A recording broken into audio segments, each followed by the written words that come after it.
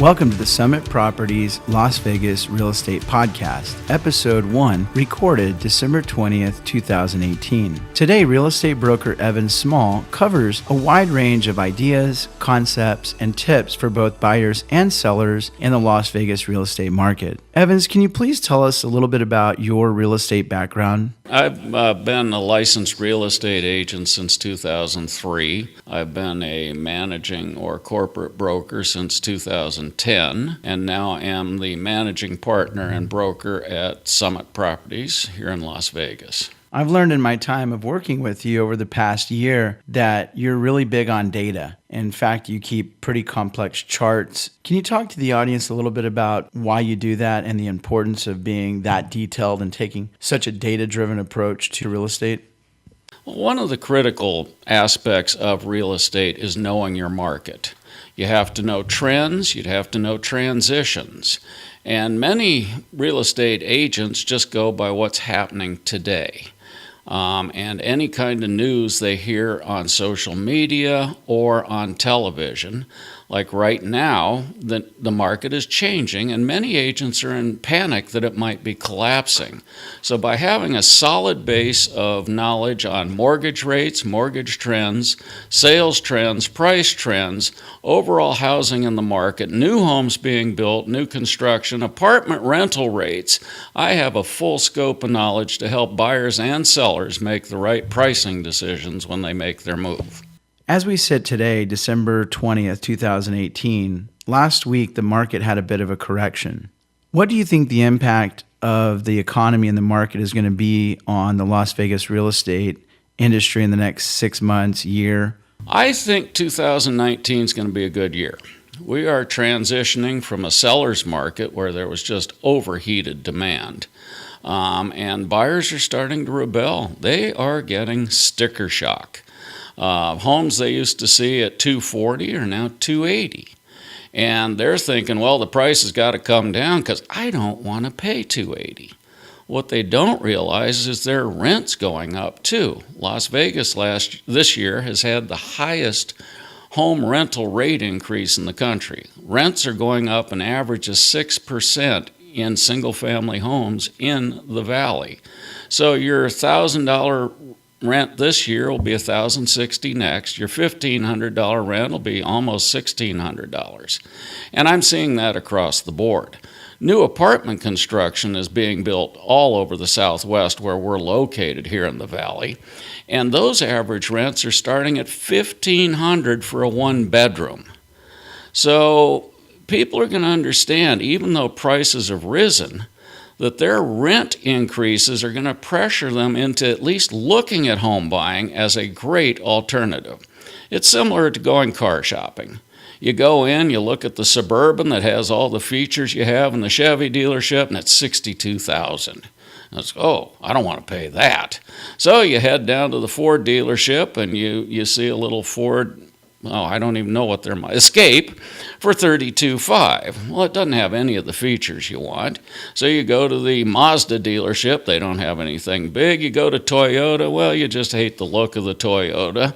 So then you go into a Lexus dealership, and they don't have anything similar in size to the Suburban, but it's still $70,000. So all of a sudden, you get over the sticker shock. That $60,000 Suburban is something you're going to go make a deal on. And you're going to hope to get it for less than list price, just like buyers should hope in the next year that they'll be able to buy homes with a seller contribution to closing costs or maybe slightly lower than list price. Historically, Las Vegas has had a lot of service-based employees.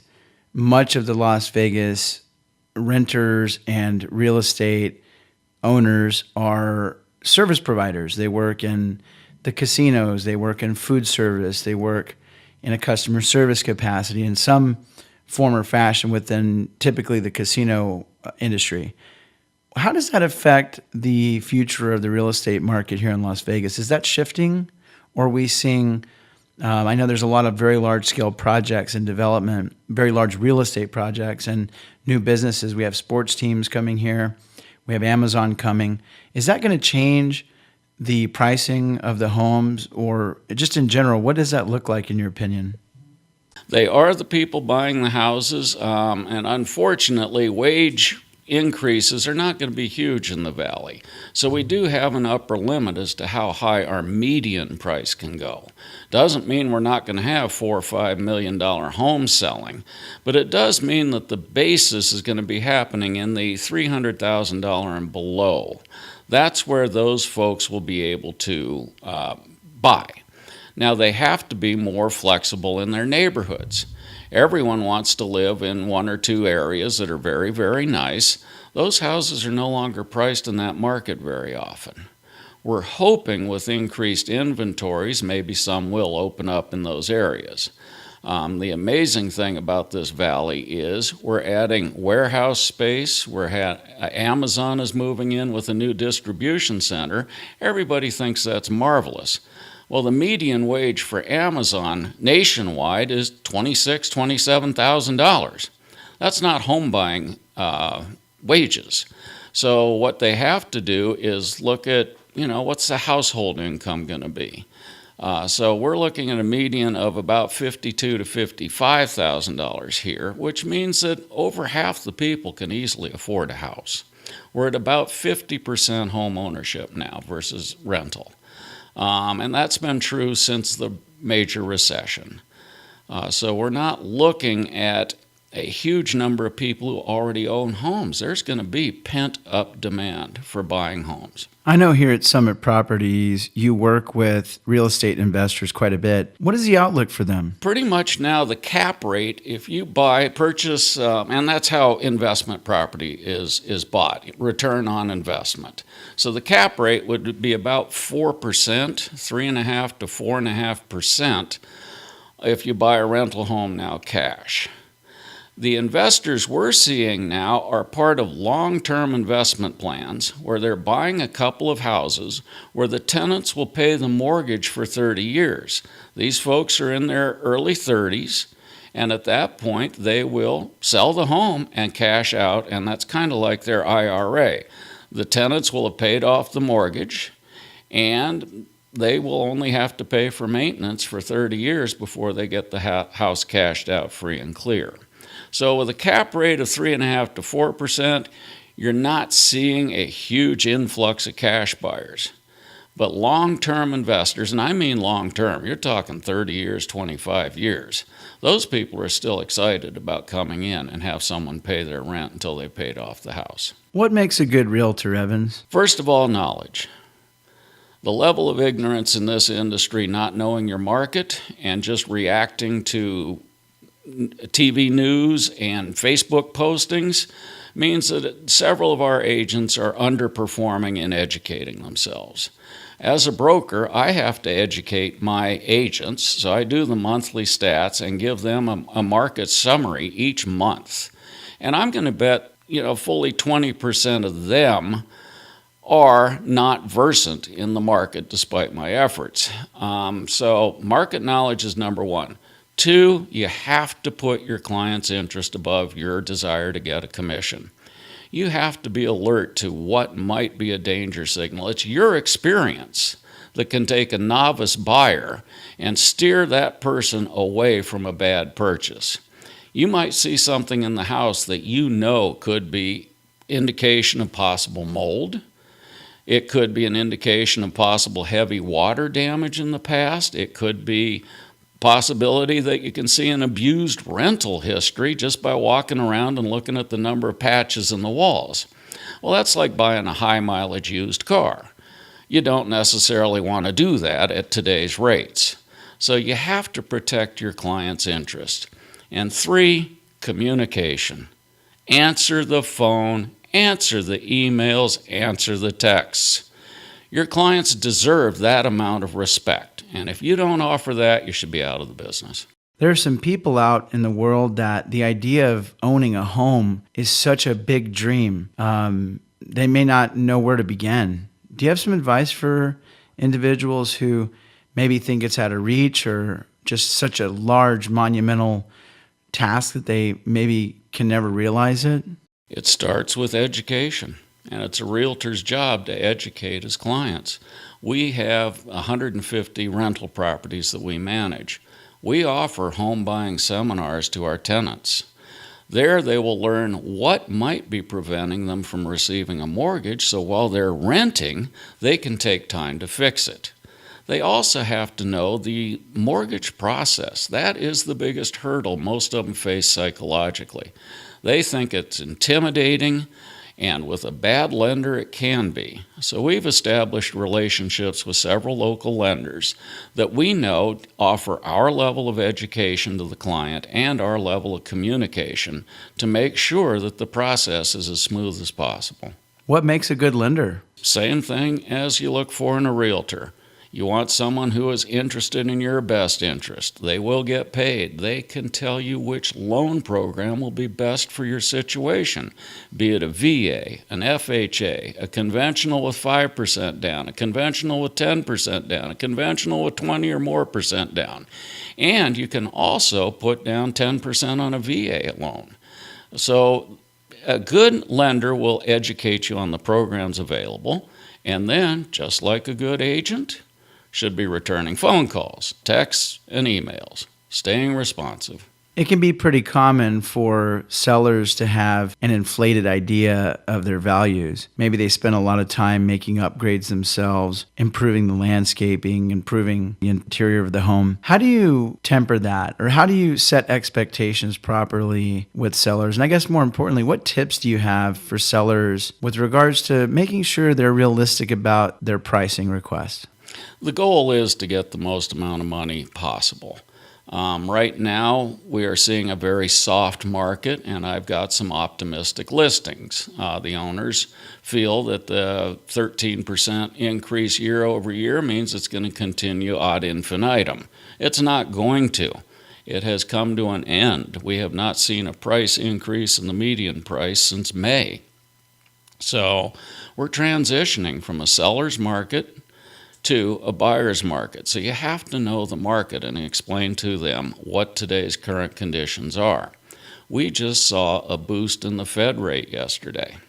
That's going to impact mortgages. Now, a 0.25% increase doesn't sound like much, but each 0.25% increase on a $300,000 loan costs the borrower about $45 to $46 a month.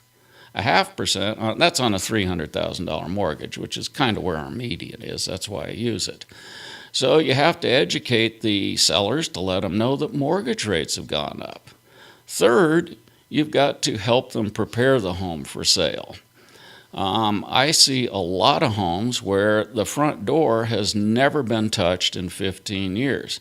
That's the second thing the buyer's going to see. The first thing is the yard. Second thing is the front door. Painting a front door with a professional painter is $175. Now, do you want a low opinion of the house opening that door, or do you want optimism? With a well-painted door, oh my God, this house is going to be great. Well, it may fall apart inside, but at least they've gotten through the door, and they're happy and they're excited to be there. Third, you have to show the best comparable homes possible to let people know where today's market is. So it's a job of educating them to the market, educating them to what upgrades matter and what upgrades don't matter. And also, you're not going to get if you put $15,000 into your kitchen 2 years ago, you're not going to get $15,000 added price. You might get $8,000 to $9,000. But what will happen is the house will sell more quickly, and your carrying costs for the house will be less because you'll be able to sell it more quickly. Technology is pervasive throughout our lives. It has transformed many industries. How do you feel about Zillow and some of these new tools that are entering the real estate business? Good, bad? What are your thoughts? Well, in many ways, Zillow is kind of like a religion. It's a matter of faith. Do you believe in it or don't you? Now, Las Vegas is one of their best performing markets because we have so many tracked homes that they can track the sales of to determine a value. And they crow about this. They say that they're within 5 to 10% with their estimates on a home. And that sounds good to most people. Actually, most people take it as gospel. They don't even look at the 5% to 10%. But on a $300,000 house, if you're 10% off, you could be selling for $270 or $330. That's a $60,000 swing. So I have absolutely no respect for Zillow or Trulia when they come to valuing properties. They're way off the mark many, many times. So the average, if you're 10% off, you can lose money, or you can be overly optimistic. If they're too high, list your house at that price and never sell it. So I think Zillow is a good thing for buyers to see what's available. For sellers, well, I don't like to mince words. They're not capable. They use algorithms. We use real data. They do not even differentiate between the value of a single-story home and a two-story home. They can't. They just haven't set it up for that. So they're comparing a two-story home, which sells for less per square foot, to a single-story home. And if you're a single-story homeowner and they're using the same size two-story house down the street as valuation, you can see how the inaccuracy develops. How about a parting piece of advice, Evans? Any guidance or concepts or ideas you'd like to share with anyone interested in buying or selling real estate in Las Vegas? Make sure you do your homework. To me, home equity is a huge part of a person's wealth. They've done a study where 65-year-old people who are renting homes have an average net worth of $7,500.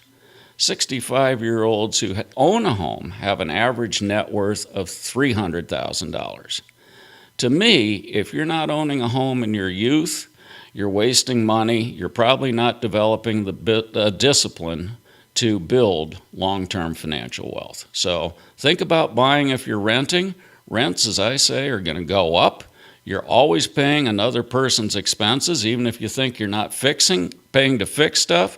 You will be paying when the rent increases comes the next time you sign a lease. Well, thank you, Evans, for your time this morning and sharing a little bit more about Las Vegas real estate with our audience. I look forward to our next episodes together. You're welcome. It was a pleasure talking with you, Floyd. Look forward to our next session.